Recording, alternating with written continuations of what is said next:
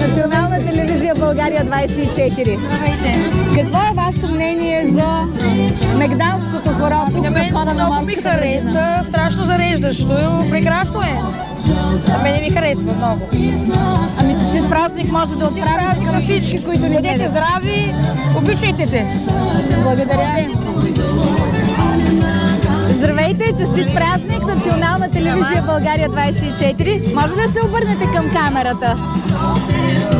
Харесва ли ви това, че се играе хора на входа на морската градина? Да. Великолепна. Супер хубава, супер хубава. Вие сте българи? Не. Но сте тук на 3 Да. март, Да. на най-българския празник. Так, да. Какво усещате, като гледате българското хоро, българската традиция? Супер. Харесва български традиции, супер. Според вас, един турист, като дойде във Варна, какво иска да види? Виждат все по. Не знам. Добре, разбирам, Мой мъж може да говори по английски. това е достатъчно, което казахте, да. Весел празник. Честите на вас и праздница. Честита празница. Честита празница. Благодаря. Честита свобода. Виждате ли, чужденците казват, че им харесва да гледат българско хоро тук на входа на морската градина. Много хора има, които са се хванали вече на хорото. Здравейте, добър ден! Здравейте. Честит празник първо! Празник на вас. Харесва ли ви, че се играе тук хоро на входа на морската градина? Това е много хубаво в нашия дух, в подкрепа на нашия дух, за това, че сме били въодушевени още от време преди години и така за съхранение на българския дух, българското творчество. Това е много хубаво. Ще се хванете ли на хорото? Ами, може да, след малко. Весел празник Да, ви и на вас пожелавам!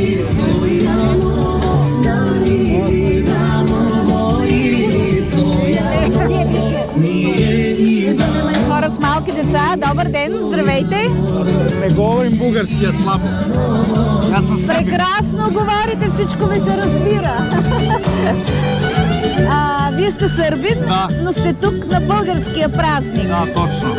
Харесва ли ви, че виждате българско хоро тук? Много е хубаво и честит празник на всички и всичко хубаво ви желая. И на вас, бъдете здрав!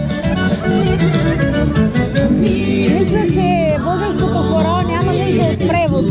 И затова, когато туристи дойдат или чужденци във Варна, нещото, което те ще видят, е нашата традиция и нашия фолклор. А той няма нужда от думи, мили хора. Нямаме нужда от преводач. Просто трябва да се хванем на хорото.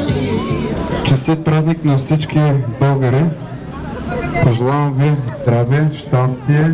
Носите винаги българското в себе си. И нека всички заедно показваме нашите традиции, независимо където и да сме по света. Именно хорото ни обединява, а не разединява. Искам да споделя един случай от 2 години, които Община Варна, администрацията по-точно на Община Варна, заместник кмета Коев, заместник кмет по култура и духовно развитие Павел Попов. Какви проблеми създават на мен и на моите колеги организатори, съответно, като главен организатор, мен ме търпат най-много. Обосновават се на неверни, недоказани жалби срещу мен пуснати, че тук на входа на морска градина всяка седмица, всяка събота, различни часове, това го има в интернет пространството, качваме информация, всяка седмица тук на входа на морска градина, че се е играло чалга, че ние танцуващите българи, независимо дали ще са граждани на Варна или чужденци, гости на Варна, сме били палячовци, нали, това е една от жалбата, която цитирам срещу мен. Тъй като аз не оставих нещата така и продължих да се боря, тук е мястото, искам да благодаря на България 24, телевизия България 24, госпожа Емилия Павлова, репортер, и на господин Казаков на Българската национална телевизия, че застанаха зад мен, зад българското, и на всички граждани на Варна, танцуващи. Също искам да упомена, че ние всяка година правим благотворително хоро в голям мащаб. Средствата се даряват на нуждаещо се дете, независимо малко ли, голямо, и също и голям човек.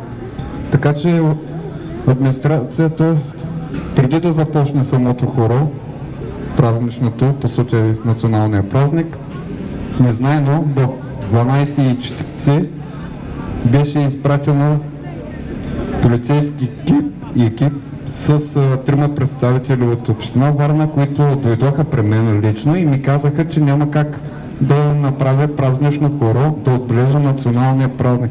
По дяволите, няма как да се случи това нещо, да не отбележат националния празник на България, като знам и вярвам, че всеки един от вас, граждани, гости, носите българското в себе си.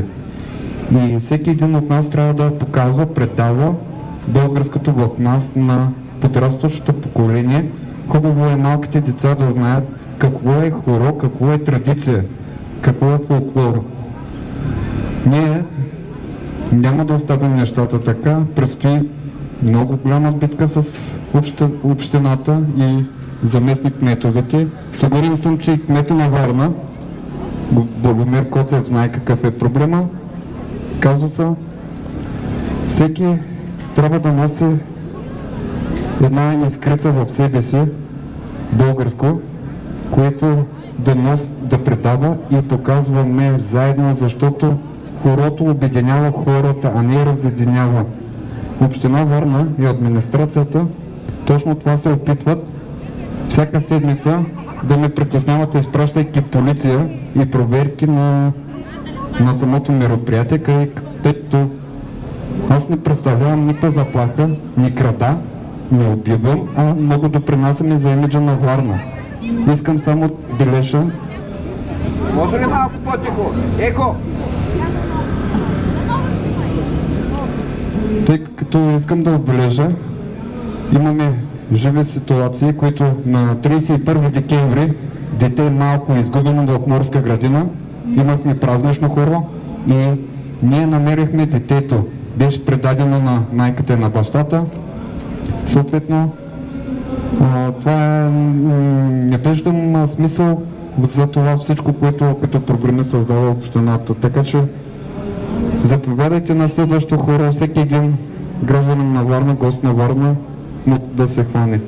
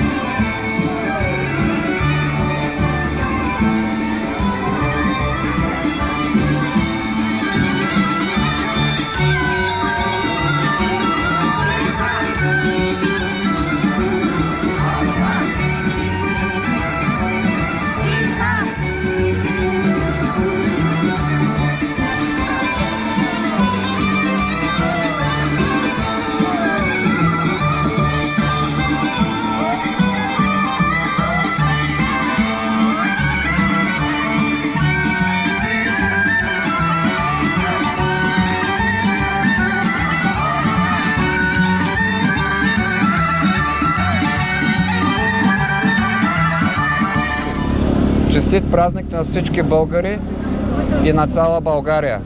Пожелавам здраве, берекет, носете винаги българското в себе си и показвайте българския фолклор. Нека да има фолклорни фестивали във Варна. Честит празник, жив и здрав бъди, Яни. Благодаря. Ние винаги ще бъдем с теб, ще те подкрепяме. Благодаря.